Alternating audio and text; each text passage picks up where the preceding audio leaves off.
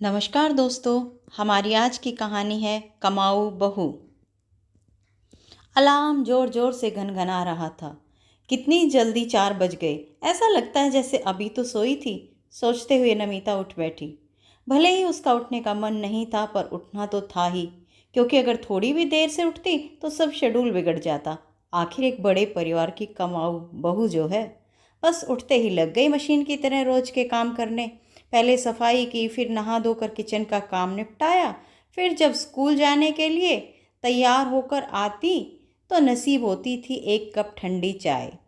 दरअसल जब तक वह तैयार होकर आती थी तो पतिदेव चाय बना देते थे, पर क्योंकि समय कम होता तो नमिता ने ही उन्हें चाय ठंडी करने के लिए कहा था, ताकि ठंडी ही सही चाय नसीब तो होती थी।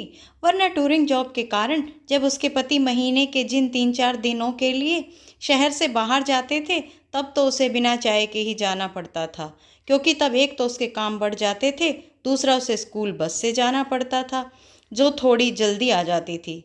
दरअसल उसके पति सुबह बच्चों को तैयार होने में मदद कर उन्हें उनकी स्कूल बस में भी बैठा देते हैं और उसे भी स्कूल छोड़ देते थे, क्योंकि उसका स्कूल घर से थोड़ी ही दूरी पर था। इसलिए जब उसके पति शहर के बाहर जाते तो उनके काम भी उसी को करने पड़ते थे। नहीं नहीं, ऐसा बिल्कुल भी नहीं है कि घर में और लोग नहीं हैं, बल्कि अच्छा खासा बड़ा परिवार है उसका, जिसमें 2 कॉलेज जाने वाली नंदें और एक देवर जो कि जॉब करता है। 2 ननद, एक देवर, नमिता, उसके पति, 4 और 6 साल के उनके 2 बच्चे। ये 7 वहाँ के परमानेंट सदस्य थे। सास ससुर गांव में रहते थे, पर महीने में चक्कर किसी न किसी का लग जाता था। इसके अलावा कभी उसके पति के दादा, कभी दादी, कभी ताऊ जी या चाचा जी, कभी इनके बच्चे, तो कभी बुआ जी। हमेशा किसी न किसी का आना लगा रहता था। सबके आने से केवल नमिता का काम ही बढ़ता था, क्योंकि उसके ससुराल के लोग अपने लिए ही आधुनिक थे, पर घर की बहू के लिए तो उनका मत अब भी पुराना था कि घर के काम की जिम्मेदारी बहू की होती है। इतने पर भी नमिता उन लोगों के आने से कभी दुखी नहीं होती थी, बल्कि खुशी खुशी उनकी सेवा करती, क्योंकि यही उसके संस्कार थे। उसके दुख के कारण अलग थे। वह दुखी तब होती जब जिम्मेदारी उठाने के लिए तो वह बड़ी भाभी है ये याद रहता, पर जब छोटे ननद देवर उससे बदतमीजी करते तो घर के बड़े उन्हें समझाने की बजाय बराबर के बच्चे हैं, ये क्यों सहन करेंगे, कहकर उनको बढ़ावा देते।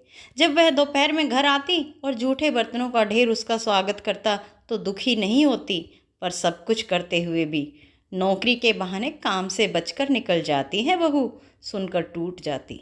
अभी कुछ दिन पहले जब उसकी सास आई थी, एक दिन जब वह घर आई तो उसे देख छोटी ननद कहने लगी, मम्मी आप क्यों किसी का काम करेंगी?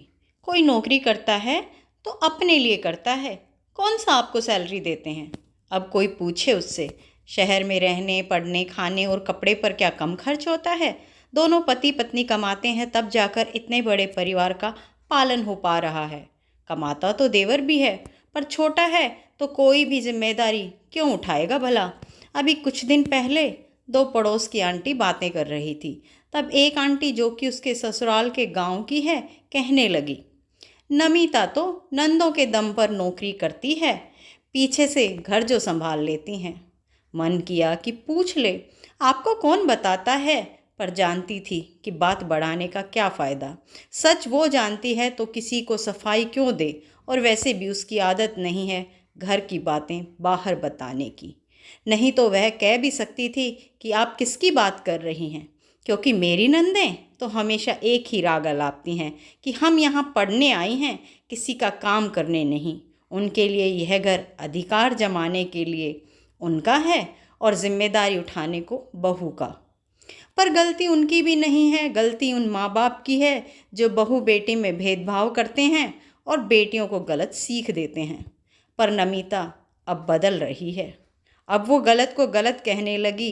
तभी तो जब एक दिन दोबारा उन आंटी ने वही बात कही तो उसने मुस्कुराकर कहा, आंटी अगर वे घर संभालती हैं तो क्या हुआ, आखिर उनका भी घर है, और अगर कमाऊ बहू चाहिए तो मदद के लिए कमर भी कस लेनी चाहिए।